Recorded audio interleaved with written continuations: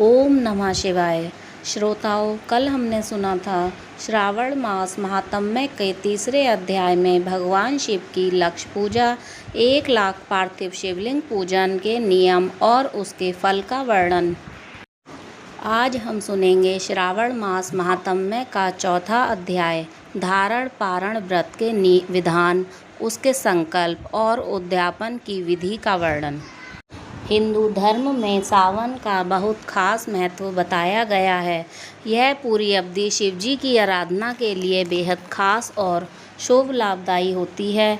ऐसे में शिव भक्त सावन सोमवार का व्रत करते हैं और प्रतिदिन भोलेनाथ की पूजा करते हैं। इसके साथ ही शिवजी की कृपा प्राप्त करने के लिए इस महीने में सावन व्रत कथा का पाठ भी अवश्य करना चाहिए। ऐसा करने से अत्यंत शुभ फल प्राप्त हो सकता है।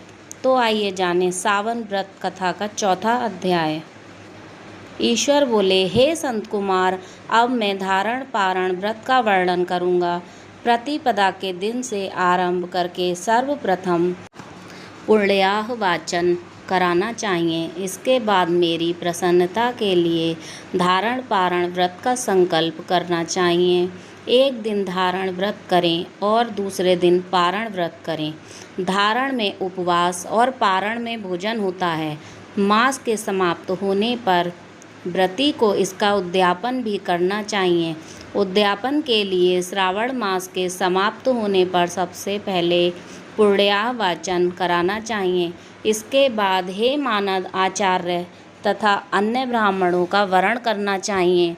तत्पश्चात पार्वती तथा शिव की स्वर्ण निर्मित प्रतिमा को जल से भरे हुए कुंभ पर स्थापित कर रात में भक्ति पूर्वक पूजन करना चाहिए और पुराण श्रवण आदि के साथ रात भर जागरण करना चाहिए। प्रातःकाल अग्नि स्थापन करके विधि पूर्वक होम करना चाहिए। तिल मिश्रित भात की आहुति डालनी चाहिए।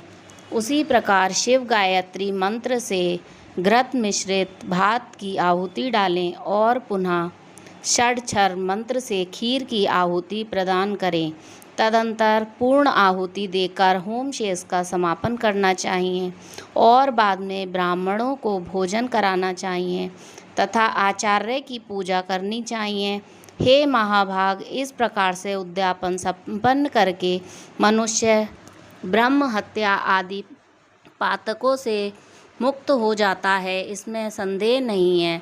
अतएव इस महाव्रत को अवश्य करना चाहिए। हे मुने, अब श्रावण में मासोपवास की विधि को आदर पूर्वक सुनिए। प्रतिपदा के दिन प्रातःकाल इस व्रत का संकल्प करें। स्त्री हो या पुरुष, मन तथा इंद्रियों को नियंत्रित करके इस व्रत को करें। अमावस्या तिथि को लोक का कल्याण करने वाले वृषध्वज शंकर की अर्चना पूजा षोडश उपचारों से करें।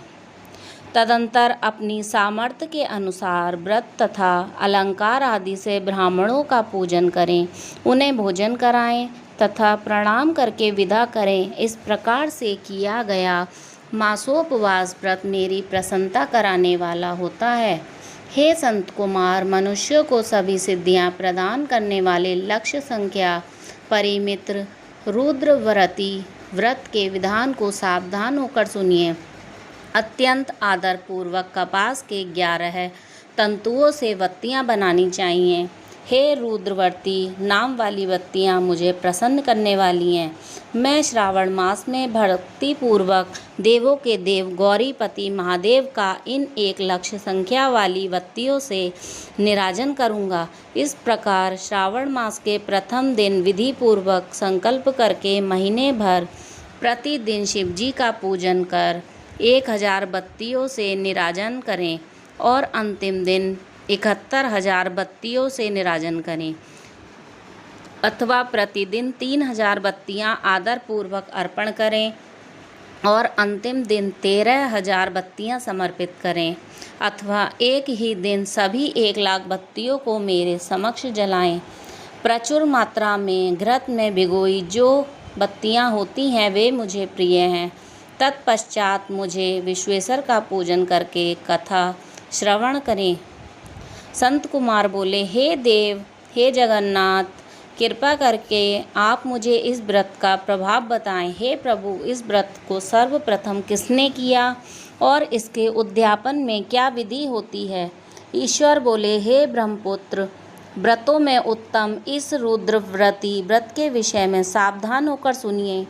यह व्रत महापुण्यप्रद, सभी उपद्रवों का नाश करने वाला, प्रीति तथा सौभाग्य देने वाला, पुत्र पौत्र समृद्धि प्रदान करने वाला, व्रत करने वाले के प्रति शंकर जी की प्रीति उत्पन्न करने वाला और परम पद शिवलोक को देने वाला है। तीनों लोकों में इस रुद्रव्रती के समान कोई उत्तम व्रत नहीं है। इस संबंध में लोग यह प्राचीन दृष्टांत देते हैं। क्षिप्रा नदी के रम्य तट पर उज्जैनी नामक एक सुंदर नगरी थी। उस नगरी में सुगंधा नामक एक परम सुंदरी वीरांगना थी। उसने अपने साथ संसर्ग के लिए अत्यंत दुस्सह शुल्क निश्चित किया था। 100 स्वर्ण मुद्रा देकर संसर्ग करने की शर्त उसने रखी थी। उस सुगंधा ने युवकों तथा ब्राह्मणों को भ्रष्ट कर दिया था। उसने राजाओं तथा राजकुमारों को नग्न करके उनके भूषण आदि लेकर उनका बहुत तिरस्कार किया था। इस प्रकार उस सुगंधा ने बहुत लोगों को लूटा था। उसके शरीर की सुगंध से कोस भर का स्थान सुगंधित रहता था। वह पृथ्वी तल पर रूप, लावण्य और कांति की मानो निवास स्थली थी।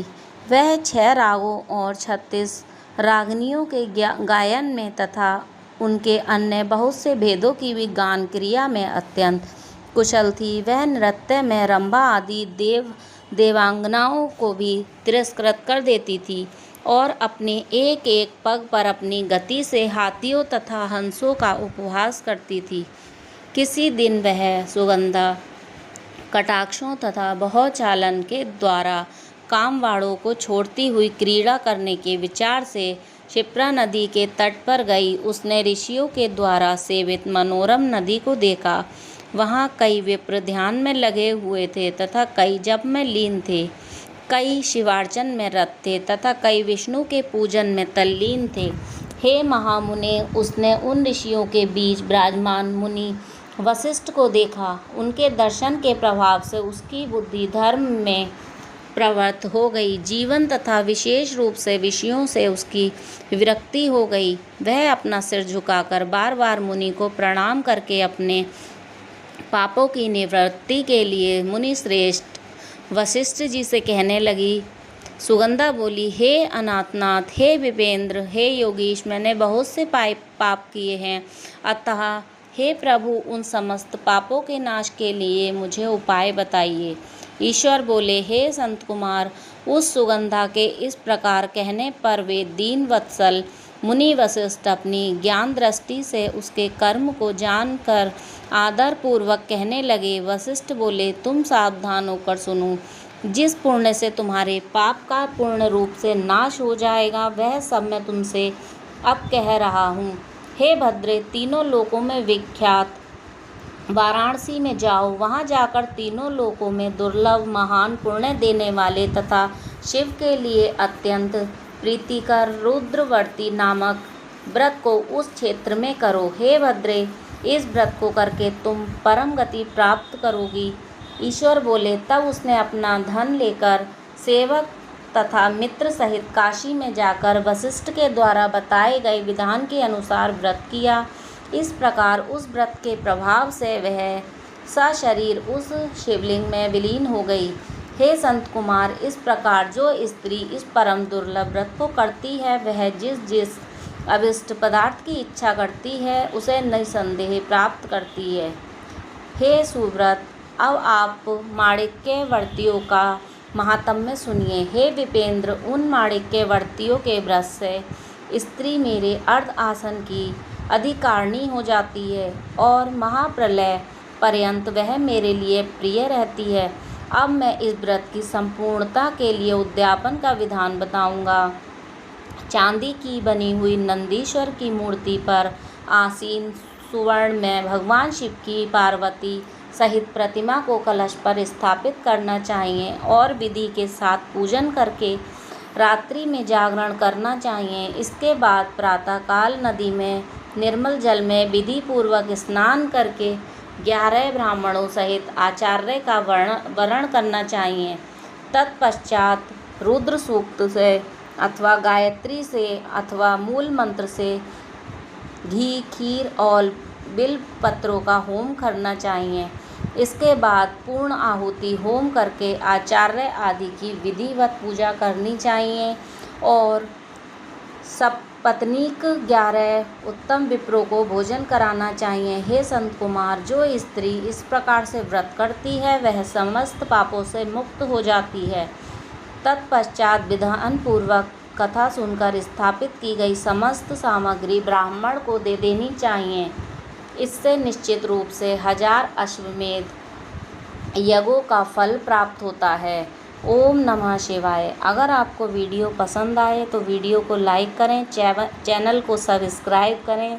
ओम नमः शिवाय।